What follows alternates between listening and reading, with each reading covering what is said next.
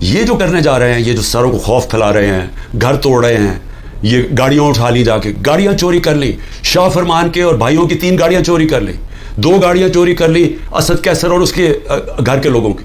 شاہرام ترکئی ان کے گھر میں جا کے 2 گاڑیاں جا کے اٹھا کے لے گئے. پولیس چوری کر رہی ہے, جن کے گھروں میں جاتے ہیں وہاں چوری کر لے, لوٹ لیتے ہیں. میرے گھر میں جب یہاں آئے تھے تو جو چیز ملی چوری کر کے لے گئے. تو کیا ہم اس کو قبول کریں گے اور خوف کے سامنے جھک جائیں گے, یا ہم ایک زندہ قوم کی طرح کھڑے ہوں گے؟ یہ جو اس وقت خوف پھیلایا جا رہا ہے, میں آپ کا مقصد اس کا بتا دوں. اس کا مقصد یہ ہے کہ انہوں نے پلان کیا ہوا یا ملٹری کورٹ کے ذریعے, یا یہ کوئی قتل کے کیس اور ڈال رہے ہیں, یا بھی میرے پاس کوئٹہ کا قتل کا کیس ہے. ان کی کوشش یہ ہے کہ مجھے پھر اب انہوں نے پکڑنا ہے. اس کے لیے گراؤنڈ تیار کر رہے ہیں کہ خوف اتنا پھیل جائے کہ جب آپ عمران خان کو پکڑیں تو قوم چپ کر کے بیٹھ جائے.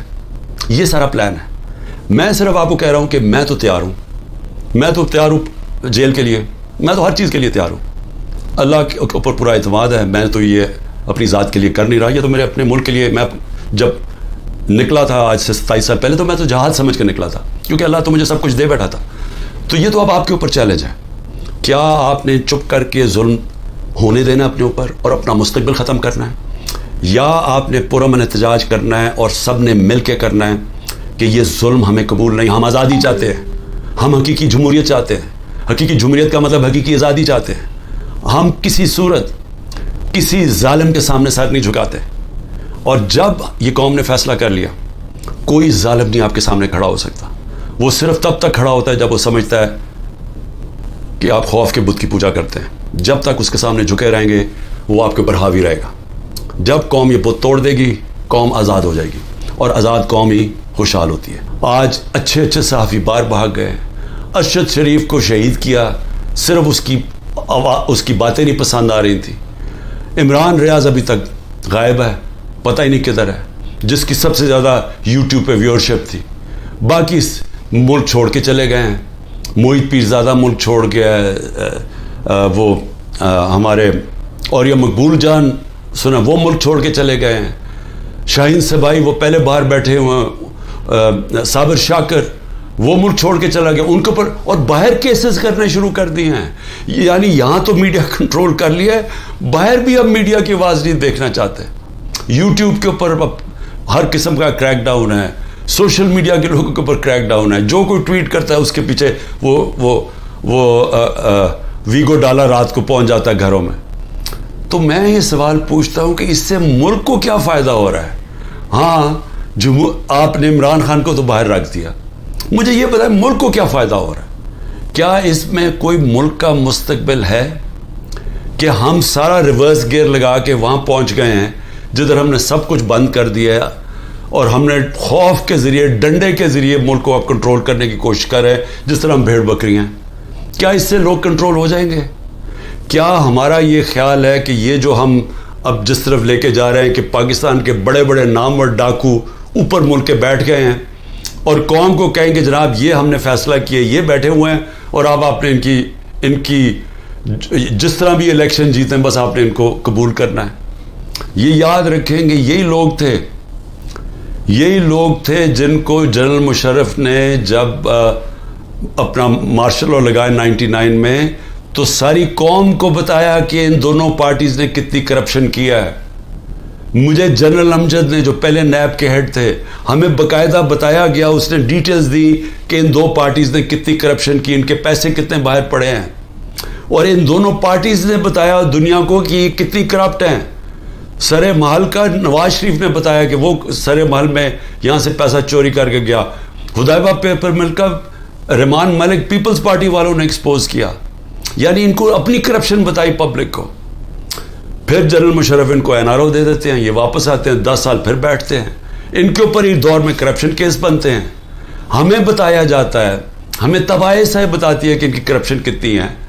میں جیتا ہوں ان کے خلاف, اور ایک آدمی گھوڑا سوار فیصلہ کرتا ہے کہ جناب یہ کیا, یہ ان کی میں نے فیصلہ کیا ہے کہ جناب عمران خان ملک کے لیے برا, ان کو پھر اوپر لے آتا ہے. اور پھر حیران ہوتے ہیں کہ جی یہ سوشل میڈیا کیوں ہمارے اگینسٹ ہو گیا. یہ انسان ہے, آپ نے خود ہی پہلے لوگوں کو تیار کیا کہ یہ کس طرح کے لوگ ہیں, یہ جو 30 سال سے ملک کو لوٹ رہے ہیں. آپ نے ہمیں بتایا کہ ان کی کتنی پراپرٹیز باہر پڑی ہیں.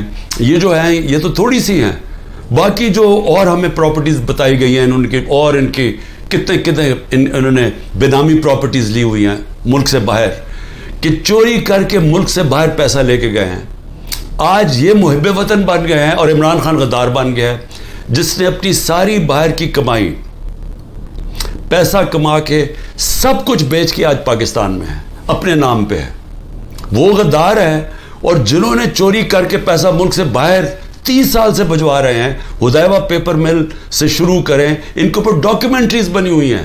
بی بی سی نے بتایا انہوں نے کتنا پیسہ چوری کی, یعنی ان کی چوری کے اوپر باہر کے اوپر مضمون لکھے ہوئے, کتابوں کے اندر ان کی چوری کا مینشن ہے.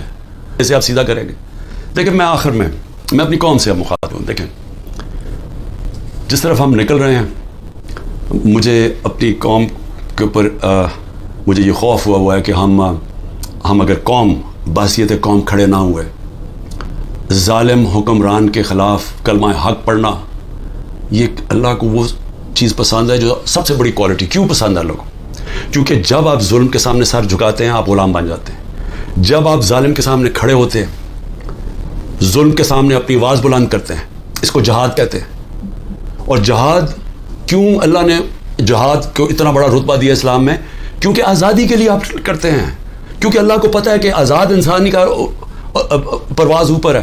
میں نے آپ کو مثال دے دی کہ وہی لوگ ایسٹ جرمنی ویسٹ جرمنی آزاد لوگ اوپر چلے گئے, دوسرے نیچے چلے گئے. وہی کوریا کے اندر North Korea South Korea, North Korea dictatorship وہ نیچے چلے گی, وہ خوشحال ہو گئے. تو ہمیں تو پتہ ہے دنیا میں کیوں لوگ جمہوریت کی اتنی بات کرتے ہیں, کیونکہ وہ آزاد کرتی ہے لوگوں کو. تو یہ جمہوریت نہیں ہے جو کراچی کا الیکشن ہوا ہے لوکل گورنمنٹ کا, یہ جمہوریت نہیں ہے, یہ ہر ڈکٹیٹر ایسے الیکشن کرواتا ہے.